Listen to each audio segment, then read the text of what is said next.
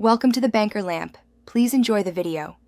You'll begin by switching the system appearance so Safari can inherit dark styling. On Mac OS, open System Preferences General and choose Dark or Auto. On iOS, go to Settings Display and Brightness and pick Dark or Automatic. Once done, quit and relaunch Safari to force the theme refresh. Make sure any extension or website appearance setting isn't overriding the browser.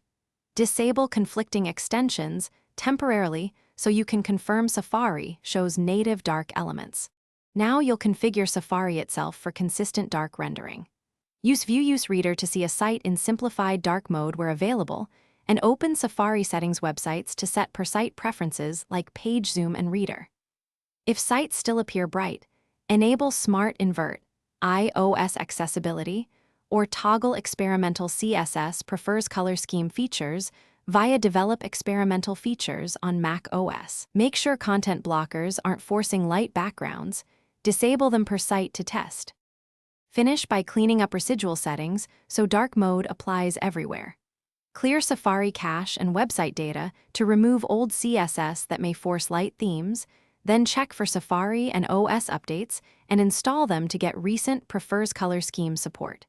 If a site still resists, disable extensions or test in private window or a fresh profile to isolate the culprit.